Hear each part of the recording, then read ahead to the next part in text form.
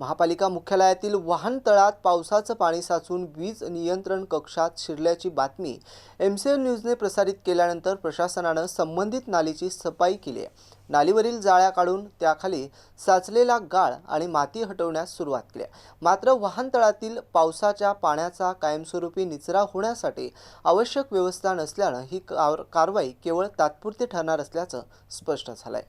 शहरात बुधवारी झालेल्या मुसळधार पावसानंतर महापालिका मुख्यालयाच्या वाहनतळात मोठ्या प्रमाणात पाणी साचलं होतं। हे पाणी थेट मुख्य प्रवेशद्वाराजवळील वीज नियंत्रण कक्षात शिरल्याने संभाव्य विद्युत दुर्घटनेचा धोका निर्माण झाला होता।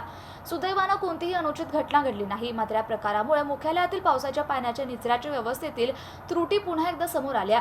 या घटनेनंतर मनपानं शुक्रवारी नालीतील गाळ काढून पाण्याचा प्रवाह सुरळीत करण्याचा प्रयत्न केला। मात्र वाहनतळातून पाणी बाहेर जाण्यासाठी स्वतंत्र जलवाहिनी किंवा प्रभावी ड्रेनेज व्यवस्था नसल्यानं भविष्यातही पाणी साचण्याचा धोका कायम राहणार आहे। त्यामुळे केवळ नालीची साफसफाई करून हा प्रश्न मार्गी लागणार नसल्याचं दिसून येत आहे।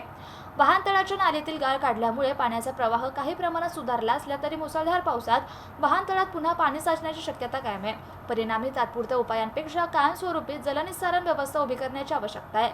महापालिका मुख्यालयाच्या संपूर्ण वीज पुरवठ्याचे नियंत्रण या कक्षातून केले जातं।